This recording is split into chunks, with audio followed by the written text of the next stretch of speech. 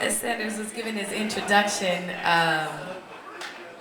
it kind of made me think of my own father and the influences that they have on us, especially as little girls. And my father and my mother both were artists, but I believe that my father was more the writer of the two. Um, and this poem is for him. On the first day of Christmas, my true love came to me. A prophecy. It must be this Christmas, this lifeless, listless disbelief. A remembrance of grief. Memories tied to heartstrings, wrapped around wreaths, hanging my heart from doorways like mistletoe. Standing beneath my own soul, waiting to be kissed.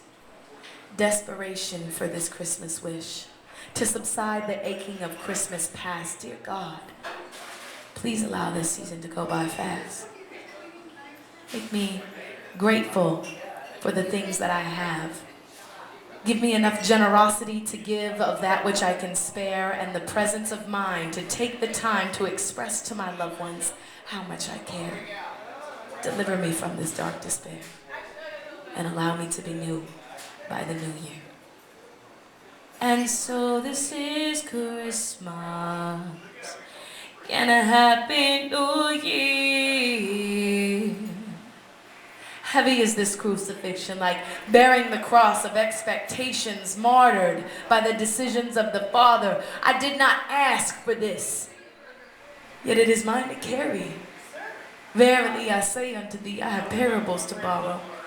Crying in the garden of my own sorrow, watering the soil of my Father's bedside with tears, like Christ in his moment of doubt and fear, sweating blood, praying to the above, Father, is there any other way? I begin each day in a surreal state, encumbered by these tidal waves. Circumstances hold my head underwater, and I ponder, if we are born in his image, are we then born to be martyrs? Punished for attempting to swim faster and farther than the ocean was hope, and Triton holds my head beneath the sea. Defiantly, I attempt to breathe. Fishers of men? No, this fish I will be. God, please allow my fins to be wings, that I might fly above the debris of shipwreckage on the ocean floor. That I might be crucified no more by the sea which I was born into. Allow this sea to baptize me and make me new. December 22. And the nurse says that my father had to be put into restraints today. I guess rushing to the hospital even after a half a day of work is still too late. I stood helpless by his bedside, watching his naked, atrophied body writhe, his stomach distended from liver failure. Ascites. He suddenly looks like a child to me, unable to defend himself against himself. I am defenseless and unable to help. I touch his head from his bedside, and his feeding tube appears to be an umbilical cord that is keeping him alive. Once an adult, twice a child. Naked as the day he was born, he draws his feet together. His knees are slightly bent to relieve abdominal pressure. Arms spread and tied to the bed, his mouth is so dry that it has cracked his lips. And I attempt to ease his parchment with a sponge on his thick.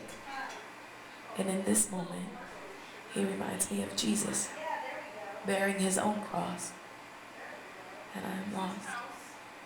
I weep and fall to his feet, cleaning the blood from between his toes, moistening his dry, cracked soles. Unfold your pages, Book of John.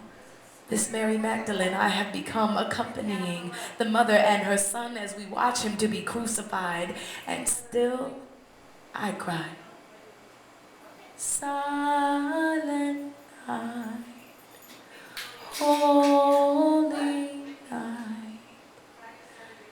December 25. Who among us understands what God intends? As this battle slowly comes to an end, I am waiting contemplating, lamenting on what this has meant to us. I'm reminding myself that I must trust in God's plan, although I do not understand it. All that can be has been done. And whether my father's death will be considered a battle lost or won is not for any of us to decide, but I say unto him on the eve of the 12th night, we sure gave him a good fight, huh, Daddy? We gave him a good fight.